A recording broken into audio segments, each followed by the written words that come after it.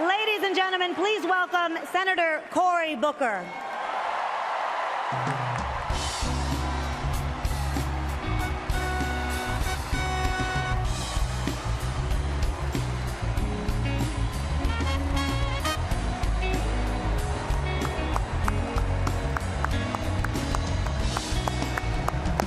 Hello, Philadelphia!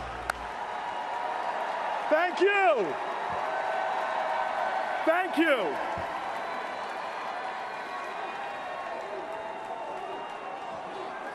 Thank you. Thank you. Thank you. Thank you. Thank you very much. Thank you. Thank you. Thank you very much.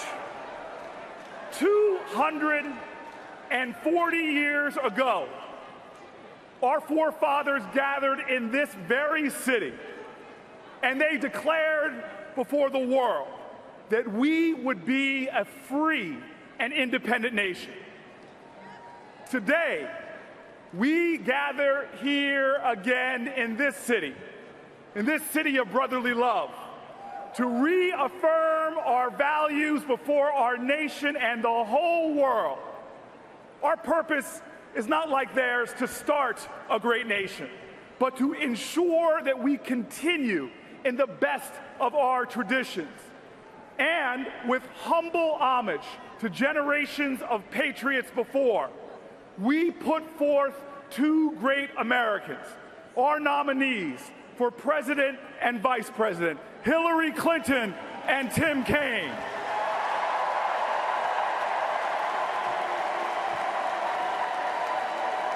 Now, looking back to our history, our founding fathers put forth founding documents that were indeed genius. But our founding documents weren't genius because they were perfect. They were saddled with the imperfections and even the bigotry of the past. Native Americans were referred to as savages. Black Americans were fractions of human beings, and women were not mentioned at all. But those facts and ugly parts of our history don't distract from our nation's greatness. In fact, I believe we are an even greater nation, not because we started perfect, but because every generation has successfully labored to make us a more perfect union. Generations of heroic Americans have made our nation more inclusive, more expansive, and more just. Our nation wasn't founded because we all look alike, or prayed alike, or descended from the same family tree. But our founders, in their genius, in this, the oldest constitutional democracy on the planet Earth, they put forth the idea that all are created equal, that we have inalienable rights. And I'm so proud that it was upon this faithful foundation that we built a great nation. And today, no matter who you are, rich or poor, Asian or white, man or woman, gay or straight, any religion or none at all, you are entitled to the full rights and responsibilities of citizenship. In this city, our founders put forth a Declaration of Independence, but let me tell you, they also made a historic Declaration of Interdependence.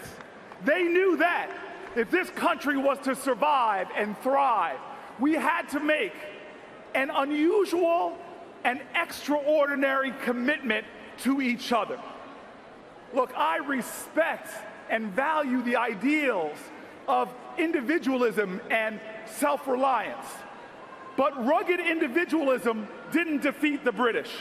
It didn't get us to the moon.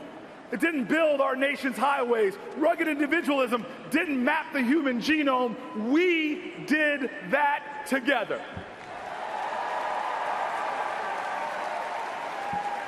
And so this is the high call of patriotism. Patriotism is love of country. But you can't love your country without loving your countrymen and your countrywomen. Now, we don't always have to agree, but we must be there for each other. We must empower each other. We must find the common ground, and we must build bridges across our differences to pursue the common good. Let me tell you, we cannot devolve into a nation where our highest aspirations are that we just tolerate each other. We are not called to be a nation of tolerance. We are called to be a nation of love.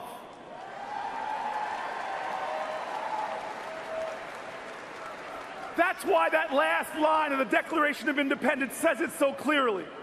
It says that we must, to make this nation work, we must mutually pledge to each other our lives and our fortunes and our sacred honor. Tolerance is the wrong way. Tolerance says, I'm just going to stomach your right to be different. That if you disappear from the face of the earth, I'm no better or worse off. But love knows that every American has worth and value, that no matter what their background, no matter what their race or religion or sexual orientation, love recognizes that we need each other, that we as a nation are better together, that when we are divided, we are weak, we decline, yet when we are united, we are strong. When we are indivisible, we are invincible.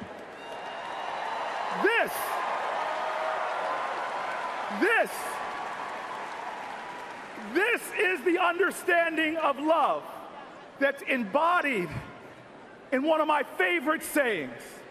It's an African saying, and it says, if you want to go fast, go alone. But if you want to go far, go together. This is the reason why I am so motivated in this election, because I believe this election is a referendum on who best embodies the leadership we need to go far together. Donald Trump is not that leader. We've watched him try to get laughs at other people's expense, try to incite fear at a time we need to inspire courage, try to rise in the polls by dragging our national conversation into the gutter. We've watched him cruelly mock a journalist's disability. We've watched him demean the service of my Senate colleagues, saying he's not a war hero. He was a war hero because he was captured. Trump said, I don't like people who get captured. Would he say that to POWs from World War II? Would he say that to POWs from Vietnam? Would he say that to the brave men and women in Iraq and Afghanistan right now, risking capture or worse? That's not the commander-in-chief. We've watched Donald Trump paint with a broad, divisive brush, saying that Mexican immigrants who came to build a better life in America are, in his words, bringing crime, they're bringing drugs. He called many of them rapists. He said that an Indiana-born federal judge can't be trusted to do his job because of his Mexican ancestry, a statement that his fellow Republicans have described as racist. We've watched Donald Trump. Our children, our daughters, our nieces and grandkids have watched Donald Trump and heard him calling women degrading and demeaning names. Dog, fat pig, disgusting animal. It is a twisted hypocrisy when he treats other women in a manner he would never, ever accept from another man speaking about his daughters or his wife.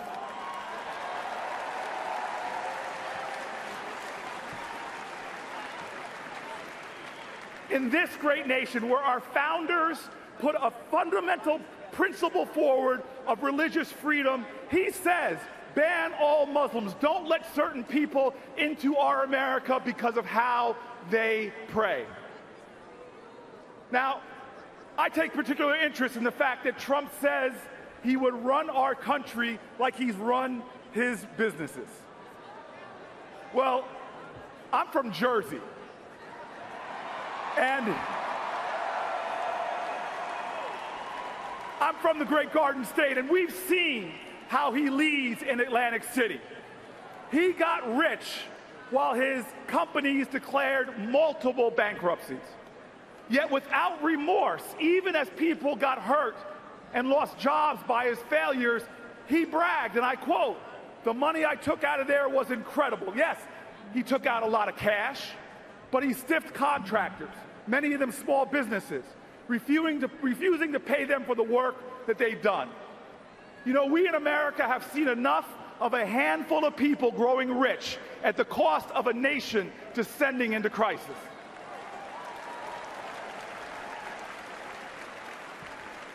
America, at our best, we stand up to bullies, and we fight those who seek to demean and degrade other Americans. In times of crisis, we don't abandon our values, we double down on them. Even amidst the crisis of the Civil War, Lincoln stood up and called out to all of our country, saying, "With malice towards none and charity towards all." This is our history. This is a history that I was taught. My parents never wanted my brother and I to get too heady. Gratitude was our gravity. So they never stopped reminding my brother and I that our blessings sprang from countless ordinary Americans who showed extraordinary acts of kindness, decency, and love. People who struggled and sweat and bled for our rights. People who paid the ultimate price for the freedoms we all enjoy. I was told that we can't pay those Americans back for their colossal acts of service, but we have an obligation to pay it forward to others through our service and our sacrifice. I support Hillary Clinton because these are her values, and she has been paying it forward her entire life. Long before she got in politics, she was in Massachusetts going door to door collecting the stories of children with disabilities. In South Carolina, she fought to reform the juvenile justice system so that children wouldn't be thrown in adult prisons. In Alabama, she helped expose the remnants of segregation in schools. In Arkansas, she started a legal aid clinic to make sure poor folks could get their day in court. She has fought for the people, and she's delivered. That's why we trust her to fight and deliver for us as president. But let me tell you, we have a presidential nominee in Clinton who knows that in a time of stunningly wide disparities of wealth in our nation, that America's greatness must not be measured by how many millionaires and billionaires we have, but how few people we have living in poverty. Hillary knows that when workers make a fair wage, it doesn't just help their families, it builds a stronger and more durable economy that expands opportunity and makes all of us Americans wealthier. She knows that in a global knowledge-based economy, the country that out-educates the world will out-earn the world, out-innovate the world, and will lead the world. She knows that debt-free college is not a gift, it's not charity, it is an investment. It represents the best of our values, the best of our history, and the best of our party, all of our shared ideas and values together. Hillary Clinton knows that when we have paid family leave, that this is something that must happen. Because when a parent doesn't have to choose between being there for a sick child and paying rent, or when a single mom earns an equal wage for equal work, it empowers the most important building block in all of our nation, and that is the family. Hillary Clinton knows that security doesn't come from scapegoating other people because of their religion, alienating our allies, stoking fear and pointing fingers. It comes when we band together to face down and defeat our common enemy. And she knows something that I fight for every day, that our criminal justice system desperately needs reform, that we need to bring back fairness to a system that still, as Professor Brian Stevenson says, treats you better if you are rich and guilty than poor and innocent. And she knows that we can be a nation that both believes police officers deserve more respect, they deserve more support, more cooperation and love, and believes that a black 20-something-year-old protester deserves to be valued, deserves to be heard, that they should be listened to with more courageous empathy, and that change is needed in the system. And Hillary Clinton knows what Donald Trump betrays time and time again in this campaign, that we are not a zero-sum nation. It is not you or me. It is not one America against another American. It is you and I, together, interdependent, interconnected, with one single interwoven destiny. When we respect each other, when we stand up for each other, when we work together against our challenges, against our neighbor's challenges, be it a neighbor with a beautiful special needs child or one struggling with the ugly disease of addiction. When we as Americans help them, when we show compassion and grace, when we evidence our truth that we are the United States of America, one nation, under God, indivisible, that is when we are stronger. That is when we go from an already great America to an even greater America. Now let me tell you right now, when Trump spews insulting and demeaning words about our fellow Americans, I think of that poem by Maya Angelou. Y'all know it. You know how it begins. You may write me down in history with your bitter, twisted lies. You may trod me in the very dirt, but still, like dust, I rise. Well, y'all know it. Y'all know it.